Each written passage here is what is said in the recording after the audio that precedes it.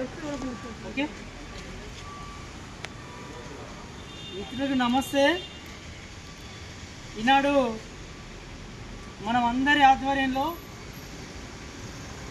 నిరుద్యోగ ర్యాలీని ఎన్టీఆర్ చౌరస్తా నుండి ఎస్పీఎన్ స్టాప్ గేట్ వరకు చేపట్టినటువంటి ఈ ర్యాలీని పోలీసులు అత్యుత్సాహంతో మధ్యలో నిలిపివేశారు.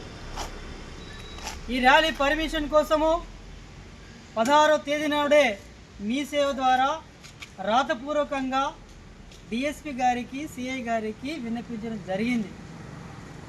ఈ ర్యాలీ యొక్క ముఖ్య ఉద్దేశం ఏంటంటే, స్థానికంగా ఉన్నటువంటి నిరుద్యోగులకు ఈ కంపెనీలో, ఎస్పీఎన్ కంపెనీలో ఉద్యోగాలు ఇవ్వాలని చెప్పేసి ఎక్కడెక్కడో వాళ్ళు వచ్చి ఇక్కడ ఉద్యోగాలు చేస్తూ ఉంటే ఇక్కడ వాళ్ళు ఏం చేయాలని చెప్పి అడుగుతున్నాను.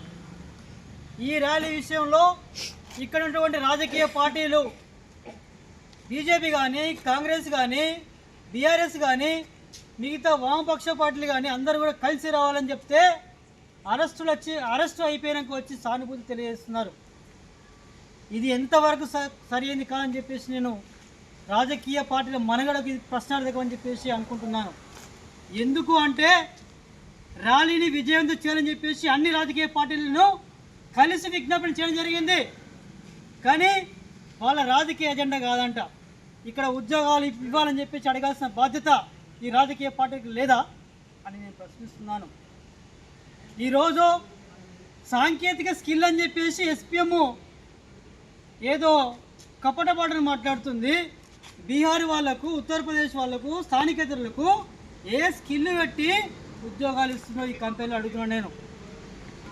అందుకే బేషరతుగా మా వాట మాకు కావాలి. ఈరోజు ఈ ర్యాలీని అడ్డుకోవచ్చు, రేపు భవిష్యత్తు కార్యక్రమాలు ఉంటాయి. దీన్ని ఎదుర్కోవడానికి మనం అందరం సిద్ధంగా ఉండాలి. ఇందులో ప్రతి ఒక్కరు భాగస్వామ్యం కావాలి. కుల సంఘాలు కానీ, రాజకీయ పార్టీలు కానీ, కార్మిక సంఘాలు కానీ, యువజన సంఘాలు కానీ ఇది ఒక పొన్న రమేష్ కార్యక్రమం కాదని చెప్పి తెలియజేసుకుంటూ, రానున్న రోజుల్లో మరింత బలంతో, మరింత చైతన్యంతో ముందుకు పోయి ఎస్పీఎం మేనేజ్మెంటు దిగచ్చే వరకు మనం ఐక్యంగా ఉండాలి.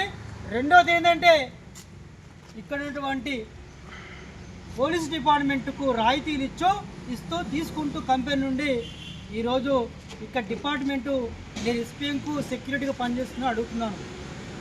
కాబట్టి ఇక్కడైనా చట్టపరంగా ఉన్నటువంటి విషయాల్లో ప్రజాస్వామ్యంగా చేసేట్టు మా పోరాటానికి మాకు అనుమతి లేదని చెప్పేసి కోరుతున్నాను.